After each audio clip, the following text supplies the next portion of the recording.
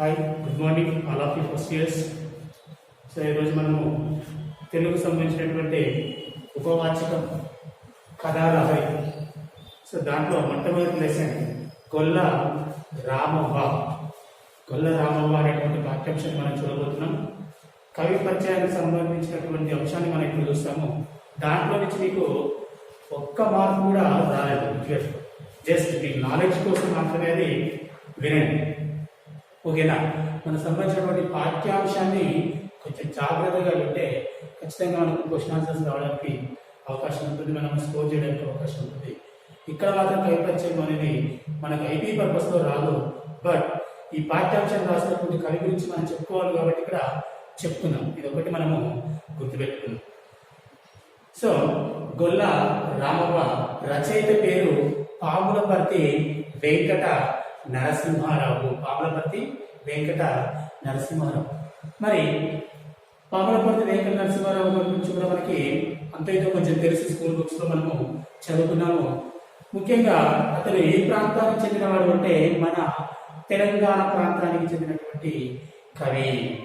ముఖ్యంగా దక్షిణ భారతదేశం నుంచి ఎన్నిక కాబడినటువంటి తొలి ప్రధానమంత్రి.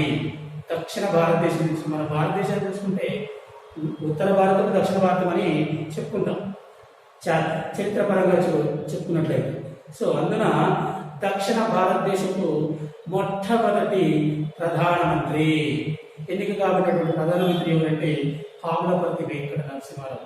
అంతేకాకుండా ఇతను అపార ప్రతిభావంతుడు, బహుముఖ ప్రజ్ఞశాలి, అదేవిధంగా బహుభాష వేద, ఆర్థిక సంస్కరణల పితామహుడు. ఇన్ని విధాలుగా మనం అతన్ని కొనియాడడం అనేది జరుగుతాం. ఎందుకంటే అంత గొప్ప వ్యక్తి పాములపర్తి వెంకట నరసింహారావు. బహుభాష వేద, బహుముఖ ప్రజ్ఞశాలి అంటే 17 భాషల్లో అనర్గళంగా మాట్లాడతాడు. 17 భాషల్లో రమారమి చాలా భాషల్లో సాహిత్యపరమైనటువంటి విశేష ప్రజ్ఞ అతనికి ఉంది. సో ఇంతటి గొప్పవాడు, ఆర్థిక సంస్కరణ పితామహుడు. ఇప్పటికి కూడా మన భారతదేశం ఏదైతే ఉందో ఆర్థిక అంటే 14వ ఆర్థిక సంఘం, 15వ ఆర్థిక సంఘం, ప్రణాళిక సంఘం అని చెప్పుకుంటాం కదా. సో ఆ ఆర్థిక సంఘానికి సంబంధించినటువంటి ప్రణాళికలు ఈయన కాలంలోనే రచించబడ్డాయి, సంస్కరణ చేయబడ్డాయి. వాటిని ఇప్పుడు కూడా మనం ఇంప్లిమెంట్ చేస్తున్నాం. అంటే గట్టు కాలంలో భారతదేశము ఒక రకమైనటువంటి ఆర్థికపరమైనటువంటి ఇబ్బందులు ఎదుర్కొన్నటువంటి సమయంలో ఇతను ప్రధానమంత్రిగా చేయడం అనేది జరిగింది మన తెలంగాణ ప్రాంతానికి చెందినటువంటి పాములపర్తి వెంకట నరసింహారావు గారు. సో అందుకనే ఇతనికి అంటే భారతదేశానికి సంబంధించినటువంటి గొప్ప వ్యక్తులు ఇతను కూడా ప్రముఖమైనటువంటి స్థానాన్ని కల్పించడం అనేది జరిగింది. సో మరి మన తెలుగు వాడిగా, అందున తెలంగాణ వాడిగా మనం గర్వించదగ్గటువంటి ఆనుమత్యము పాములపర్తి వెంకట నరసింహారావు గారు. సో ఆయన గురించి కవి పరిచయం చూద్దాం ఒకసారి.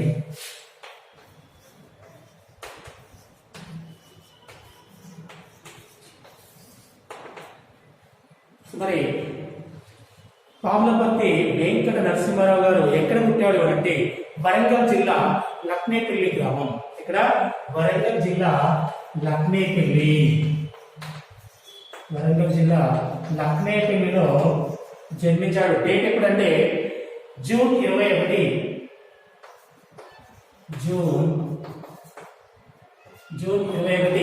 1921లో జన్మించాడు. తల్లిదండ్రులు ఎవరంటే రుక్నాబాయి సీతారామరావు. గుర్తుపెట్టుకోండి, రుక్నాబాయి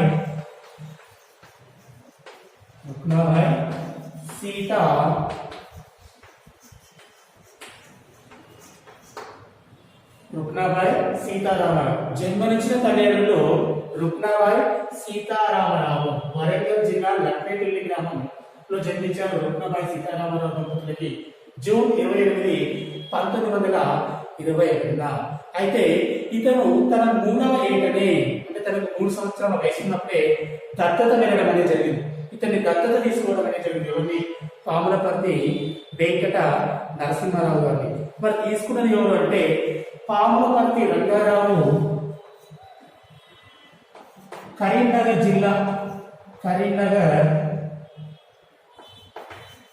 కరీంనగర్ జిల్లా వంగర గ్రామానికి చెందినటువంటి పాములపర్తి రంగారావు పాములపర్తి రంగారావు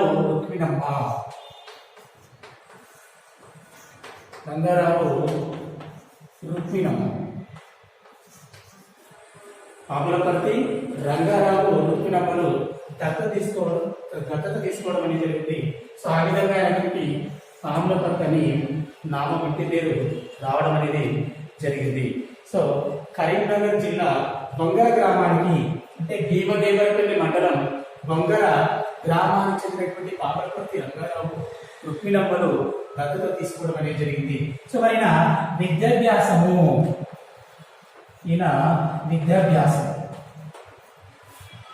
ప్రాథమిక విద్య మొత్తం కూడా ఇక్కడ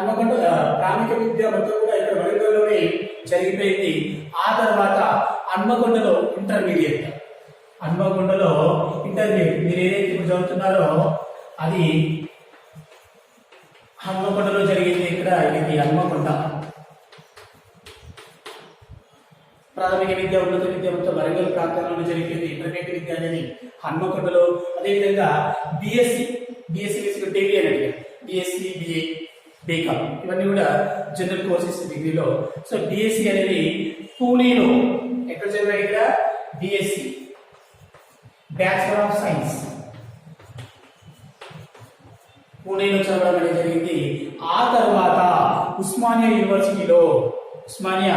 యూనివర్సిటీలో ఇతను చదువుకున్నాడు.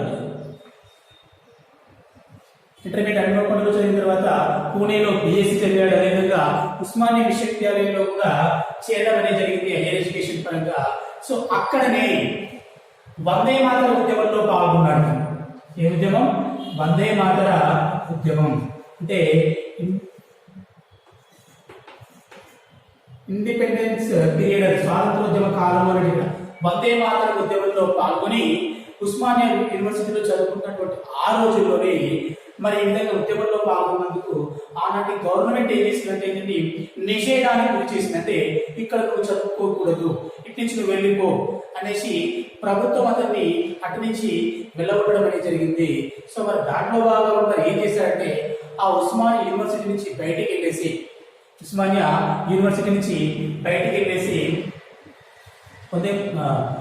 నాగపూర్ విశ్వవిద్యాలయంలో న్యాయశాస్త్రాన్ని చదివాడు. వందే మాత్రం ఉద్యమంలో పాల్గొనడం,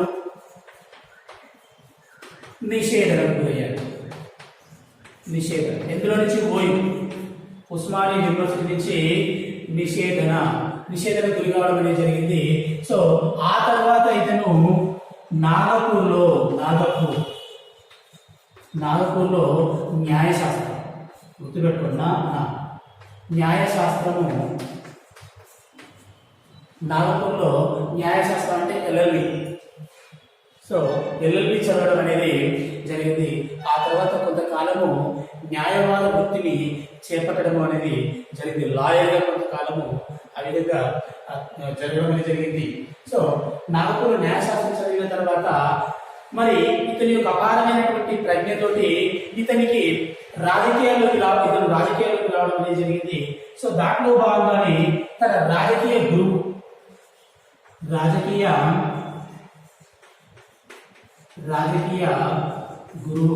స్వామి రామానంద తీర్థ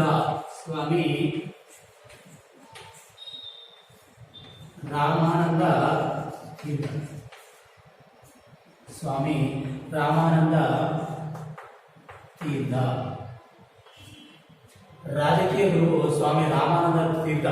ఇతని సహాయ సహకారాలతో ఇతనే కాకుండా బూరుగుల రామకృష్ణరావు గారు ఇలాంటి కొందరు పెద్దల సహాయ సహకారాలతోటి వాళ్ళ యొక్క ప్రోద్బలంతో రాజకీయాల్లోకి ప్రవేశించడం అనేది జరిగింది. ఆ తర్వాత న్యాయవాద వృత్తిని పూర్తిగా వదిలేసిన తర్వాత పూర్తిగా రాజకీయాల్లో స్థిరపడిపోయాడు. మరి అటు పిమ్మట మనకు తెలిసిందే రాజకీయాల్లో ఏ విధంగా ఎదిగాడని. దక్షిణ భారతదేశపు తొలి ప్రధానిగా, ఆర్థిక సంస్కరణల పితామహుడిగా, అదేవిధంగా ఆంధ్రప్రదేశ్ ముఖ్యమంత్రిగా, వివిధ శాఖల మంత్రివర్యులుగా, కేంద్ర విదేశీ వ్యవహారాల శాఖ మంత్రిగా, ఆర్థిక శాఖ, ఈ విధంగా చాలా చాలా చాలా రకాలుగా ఇతను అంటే అదేవిధంగా హోంశాఖ మంత్రిగా మొట్టమొదటి భారతదేశ స్వాతంత్రం వచ్చిన తర్వాత మొట్టమొదటి హోంశాఖ మంత్రి ఎవరు అని అంటే ఇక్కడ పివి గారి పేరు మనము పివి గారు ఓకే రైట్ కాదు వదిలిపెట్టారు. సో ఈ విధంగా మరి అనేకమైనటువంటి పదవీ బాధ్యతలని చేపట్టడం అనేది జరిగింది. ఎవరు?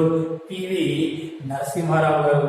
సో అంతేకాకుండా బహుభాషావేత్త అని చెప్పుకున్నాం కదా, బహుభాషావేత్త పివి గారు బహుభాషావేత్త.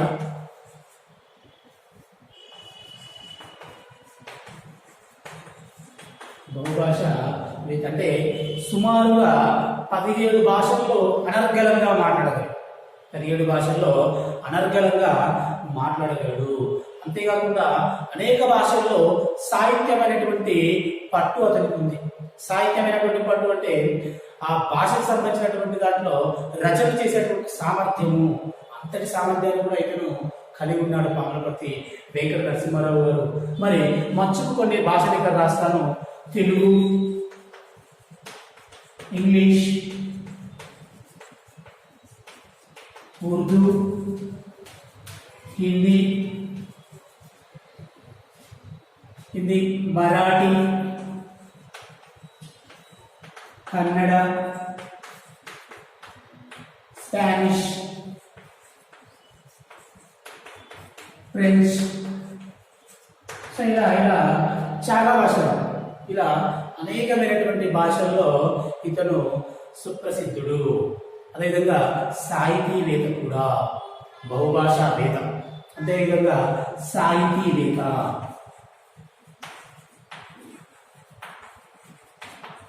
సాహితీవేత్త అంటే మరి అనేక భాషల్లో రచనలు చేశారు కదా, అనేకమైనటువంటి సాహిత్య ప్రక్రియలో కూడా ఇతను రచనలు చేయడం అనేది జరిగింది.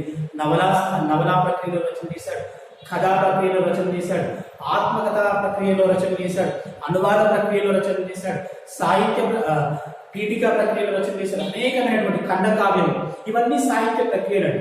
అంటే ఏదైనా ఒక మనం రాయాలి అనుకుంటే ఏదైనా ఒక ప్రక్రియ నేర్చుకొని దాంట్లో మనము రచన చేయడం అనేది జరుగుతుంది.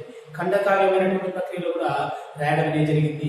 సో మరి ఈ యొక్క సాహిత్యపరమైనటువంటి రచనలు ఏమున్నాయో ఒకసారి మనము చూద్దాము. సో ప్రేమ ప్రణయం, ప్రేమ ప్రణయం, ప్రేమ ప్రణయం ఇది ఖండకావ్యం.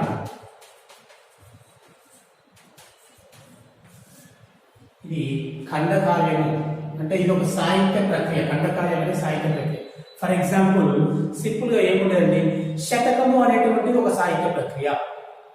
మరి సాహిత్య ప్రక్రియలో కొన్ని లక్షణాలు ఉంటాయి. ఫర్ ఎగ్జాంపుల్ సాహిత్య ప్రక్రియ ఉదాహరణ ఏమంటాం, శతకము అంటాం. శతకానికి లక్షణాలు ఏముంటాయి?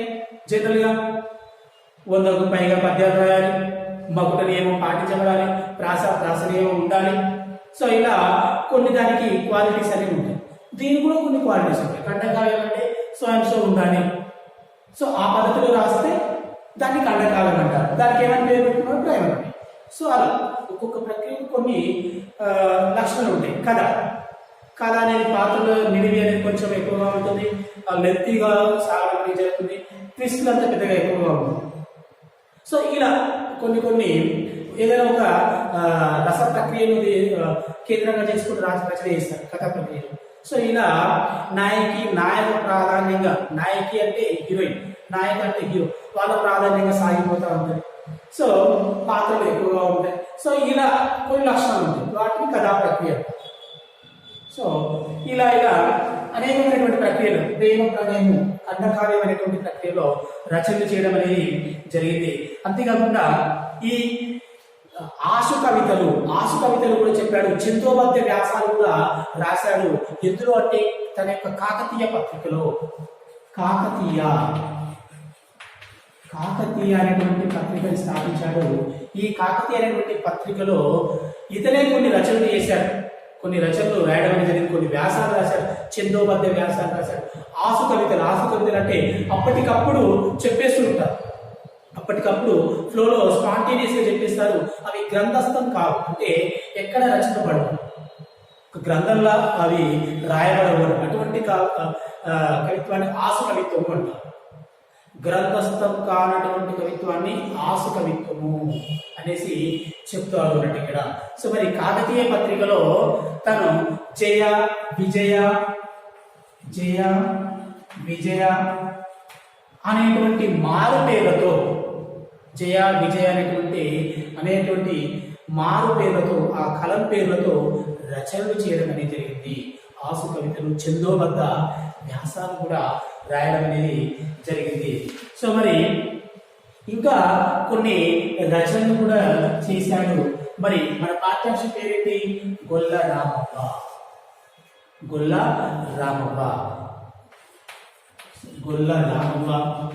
ఈయన రాసినటువంటి కొన్ని రచనలు. అదేవిధంగా మంగయ్య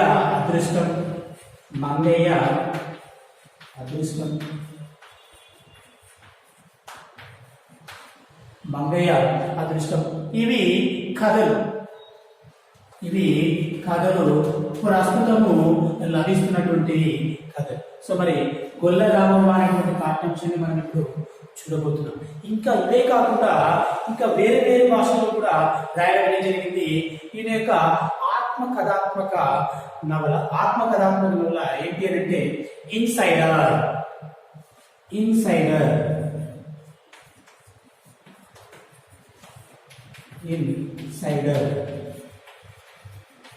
ఇంగ్లీష్లో రాశాడు.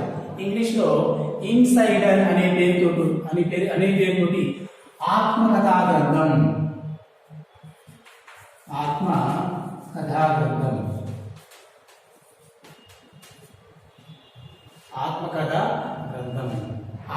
అనేది కూడా ఒక సాహిత్య ప్రక్రియనే.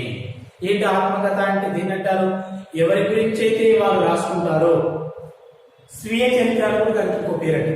తన గురించి తను రాసుకునేటువంటి ఆ కథని ఆత్మకథ అంటారు. కానీ స్వీయ అంటే సొంతంగా, చరిత్ర తన గురించి చెప్పుకునేటటువంటిది రాసుకోవడం. అటువంటిదే ఆత్మకథాత్మక గ్రంథం. ఇన్సైడర్ అనేటువంటి పేరుతోటి ఒక గ్రంథాన్ని రాశాడు. అది ఇంగ్లీష్లో రాయబడింది. ఏ భాషలో? ఆంగ్లంలో రాయబడింది. దీన్ని తెలుగులోకి అనువాదం కూడా చేశారు వేరే కవులు. కల్లూరి భాస్కర్ లోపల మనిషి అనేటువంటి పేరుతోటి అనువాదం చేయడం అనేది జరిగింది. అనువాదం అనేది కూడా ఒక సాహిత్య ప్రక్రియ. ఆ అనువాద కళాత్మక గ్రంథం ఏంటి అంటే లోపల మనిషి. కల్లూరి భాస్కరం రాయడం అనేది జరిగింది. సో ఇదే కాకుండా ఇంకా రాసిన ఇంకా ఉన్నాయి, చాలా ఉన్నాయి రచనలు. వేయి పడగలు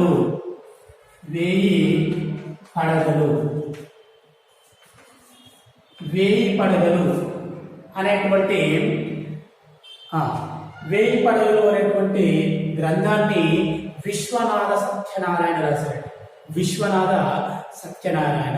కవి సామ్రాట్ విశ్వనాథ సత్యనారాయణ రాయడం అనేది జరిగింది. ఈయన ఐ థింక్ మొట్టమొదటి జ్ఞానపీఠ పురస్కార గ్రహీత.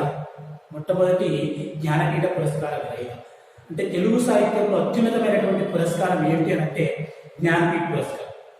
సో మరి వేయి పడగలు అనేటువంటి గ్రంథాన్ని రాయడం అనేది జరిగింది. సో ఈ వేయి పడగలు గ్రంథాన్ని ఎవరు రాశారు? తెలుగులో విశ్వనాథ సత్యనారాయణ రాశారు. సో ఈ విశ్వనాథ సత్యనారాయణ రాసినటువంటి ఈ గ్రంథాన్ని మన పివి గారు హిందీలోకి అనువాదం చేశారు. అనువాద ప్రక్రియలో అనువదించడం అనేది జరిగింది ఈ వేయి పడగల గ్రంథాన్ని. ఏ పేరుతో అంటే సహస్రాఫన్.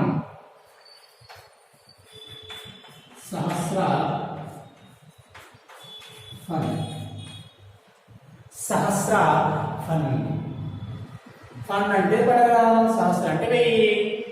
సో హిందీలోకి సహస్రాఫన్ అనేటువంటి పేరుతోటి అనువదించడం అనేది జరిగింది.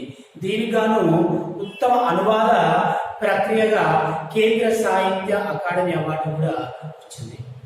అనువాద ప్రక్రియ రంగంలో ఉత్తమ అనువాద గ్రంథంగా సహస్రాఫన్కి కేంద్ర సాహిత్య అకాడమీ అవార్డు కూడా రావడం అనేది జరిగింది. కేంద్ర సాహిత్య అకాడమీ అవార్డు రావడం అనేది జరిగింది. సో మరి అదే కాకుండా మరాఠీ భాషలో వచ్చు కదా, మరాఠీలో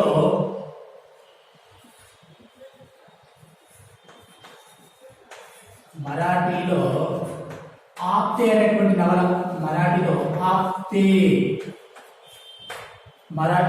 ఆప్తే అనేటువంటి ఒక ఫేమస్ నవల ఉంది. నవల అనేది ఒక సాహిత్యం. ఆప్తే అనేటువంటి ఒక నవల ఉంది, దాన్ని తెలుగులోకి రాశాడు, అనువాదం చేశాడు నరసింహారావు గారు. ఏ పేరుతో అంటే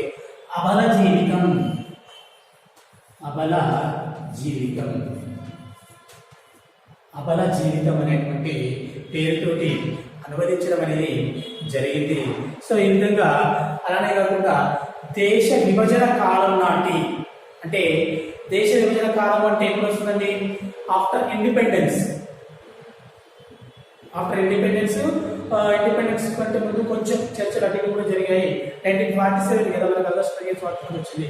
ఆ టైంలో కొంచెం 1947 కొంచెం ముందు ఆ తర్వాత స్వాతంత్రం వచ్చిన తర్వాత ఆ దేశ విభజన కాలం నాటి పరిస్థితులు ఎలా ఉన్నాయి అనే అంశాన్ని తీసుకొని ఇతను ఒక రచన చేయడం అనేది జరిగింది. దాని పేరు బ్లూ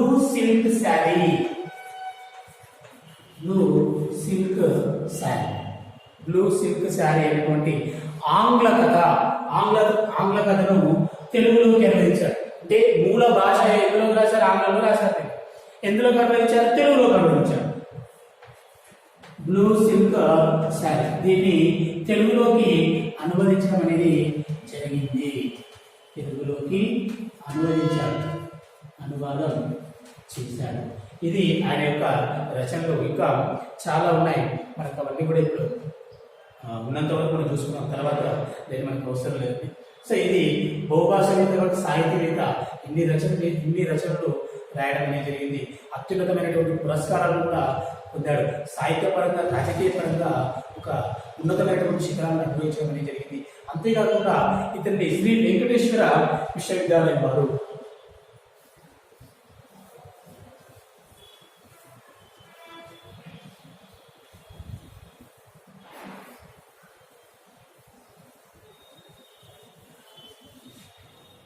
శ్రీ వెంకటేశ్వర విశ్వవిద్యాలయం వారు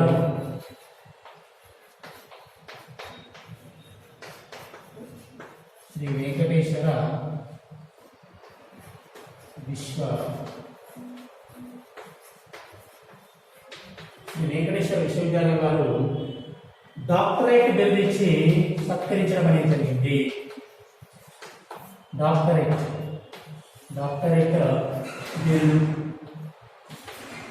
బిరుదు ఇచ్చి సత్కరించడం అనేది జరిగింది.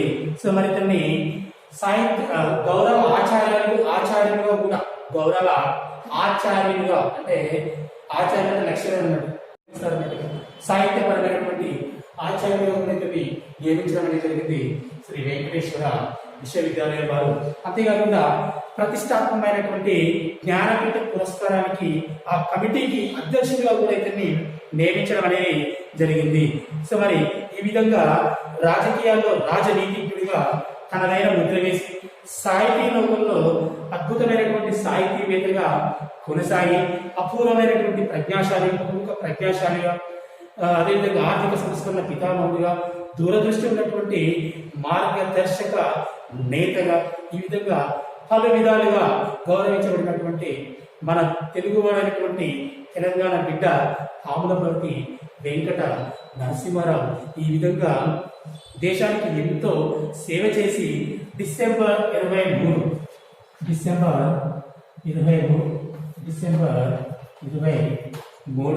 అదేవిధంగా 2004 మరణించడం అనేది, నిష్క్రమించడం అనేది జరిగింది. గొప్ప వాళ్ళకి గొప్ప పదాలని మనం మరణం కంటే నిష్క్రమించడము. సో మరి నిష్క్రమించడం అనేది జరిగింది. సో మరి ఈ శత జయంతి సంవత్సరం 2020 ఏదైతే ఉందో, రీసెంట్గా తెలంగాణ గవర్నమెంట్ కూడా టీవీ నరసింహారావు గారు సంబంధించినటువంటి శత జయంతి ఉత్సవాలను కూడా చేయడం అనేది జరిగింది. ఈ 2027 శత జయంతి ఉత్సవాలుగా ఘనంగా నిర్వహించడం జరిగింది. దీన్ని సంవత్సరంగా కూడా చెప్పుకుంటూ ఉన్నాము. So December 2023 నిష్క్రమించడము.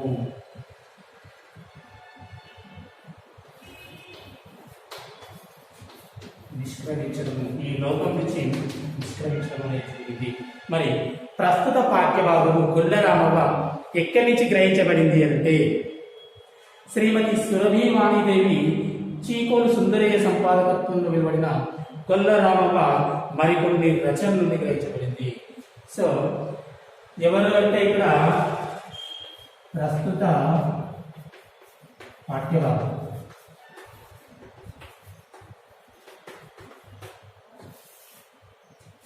సురభి వాణిదేవి శ్రీమతి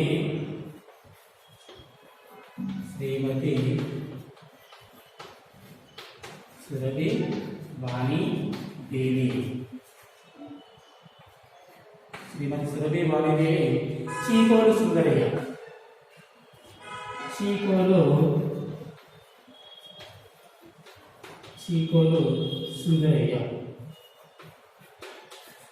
వీర సంపాదకత్వంలో వీరిద్దరు కలిసి రాసినటువంటి గొల్ల రామవ్వ మరికొన్ని రచనలు.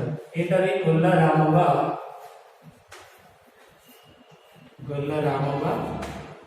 మరికొన్ని రచనలు. ఈ కథా సంపుటి నుండి గొల్ల రామవ్వ మరికొన్ని రచనలు. ఈ కథా సంపుటి నుండి మన పాఠ్యాంశాన్ని గొల్ల రామవ్వ అనే పాఠ్యాంశాన్ని తీసుకోవడం అనేది జరిగింది. ఇది కవి పరిచయము. అదేవిధంగా కథా నేపథ్యం ఒకసారి చూద్దాం. ఎవరెవరు ఉన్నారు ఈ పాఠ్యాంశంలో? పాత్రధారులు. ఈ పాఠ్యాంశంలో పాత్రధారులు ఎవరెవరు ఉన్నారు? అసలు ఈ పాఠ్యాంశము దేని గురించి చెప్పబడుతుంది, చర్చించినటువంటి అంశం ఏంటి అనే దాని గురించి ఒకసారి మనము చూద్దాం. కథా నేపథ్యం ఏంటనే చూద్దాం. మరి నిజాం నియంతృత్వ పరిపాలనలో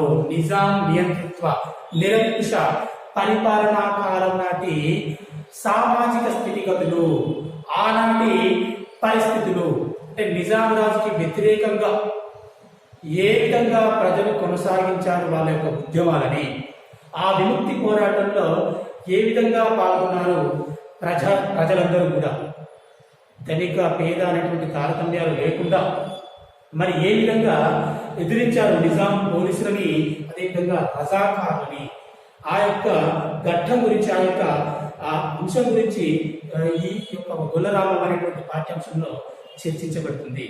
అంటే ఆనాటి నిజాం నియంతృత్వ లేదా నిరంకుశ పరిపాలనా కాలం నాటి పరిస్థితుల గురించి, ఆ విముక్తి పోరాటంలో పాల్గొన్నటువంటి ఒక అద్భుతమైనటువంటి ఘట్టం ఈ కథలో మనకి కనిపిస్తూ ఉంటుంది.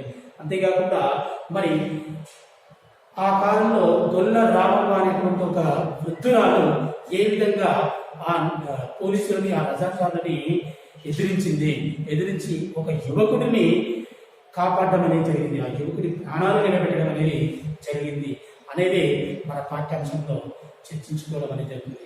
మరి పివి నరసింహారావు గారు ఈ యొక్క కథతోనే గొప్ప కీర్తిని పొందడం అనేది జరిగింది. ఎందుకంటే పాత్రోచిత్ర సంభాషణ, అద్భుతమైనటువంటి సన్నివేశాలు, పతాక సన్నివేశాలు అంటే క్లైమాక్స్ సీన్స్.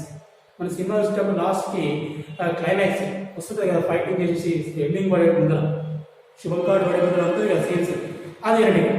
సో పతాక సన్నివేశాలు, ఆ అట్మాస్ఫియర్ అంటే ఆ పాత్రలు తగ్గట్టుగా వాతావరణాన్ని చిత్రీకరించడం కథకు అనుగుణంగా, అదేవిధంగా పాత్రల సహజమైనటువంటి ప్రవర్తన, ఆ పాత్రలో ఉన్నటువంటి ఉదాత్తత అంటే గొప్పతనం, వీటన్నిటిని కూడా అద్భుతంగా చూపించడం అనేది జరిగింది పాములపర్తి వెంకట నరసింహారావు గారు గొల్ల రామవ్వకు సంబంధించి కథలు. సో అందుకని గొప్ప కథకుడిగా పేరు పొందాడు యొక్క కథతోటి, మంచి సాహితీవేత్తగా కూడా గుర్తింపు పొందడం అనేది జరిగింది. మరి కథలలో మరి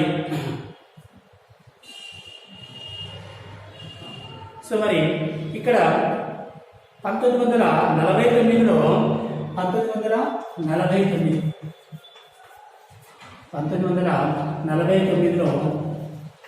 కాకతీయ అనేటువంటి పత్రికలో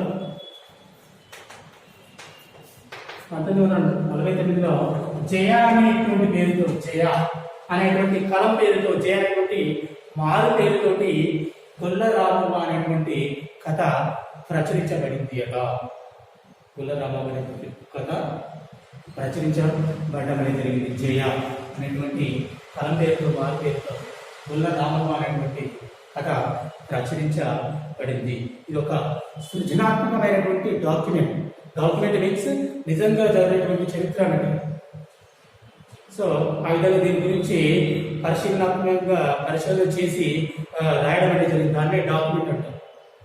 సో మరి ఆ విధంగా 1949లో చేయాలనేటువంటి పేరుతోటి గొల్ల రామవ్వ కథ గొల్ల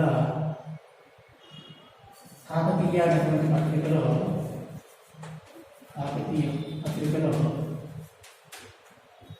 పత్రికలో గొల్ల రామవ్వ అనేటువంటి కథ ప్రచురించబడింది. గొల్ల రామవ్వ అనేటువంటి కథ రచనించబడింది జరిగింది. సో ఇది అంటే నిజాం నియంతృత్వ నిరంకుశ పరిపాలన కాలం నాటి స్థితిగతులని ఆ గొల్ల రామవ్వ అనేటువంటి వృద్ధురాలు యువకుడిని రక్షించినటువంటి తీరుతెన్నుల గురించి మనకి పాఠ్యాంశం ఉంటుంది. ఇందులో పాత్రలు ముఖ్యంగా పాత్రాధారులు ముగ్గురు ఉంటారండి. ముగ్గురు ఉంటారు. గొల్ల రామవ్వ ఒక 70 నుంచి 80 సంవత్సరాలు ఉంటాయి అమ్మాయి. 70 నుంచి 80 సంవత్సరాలు. 70 నుంచి 80 సంవత్సరాలు. రెండో ఆమె ఈమె మనవరాలు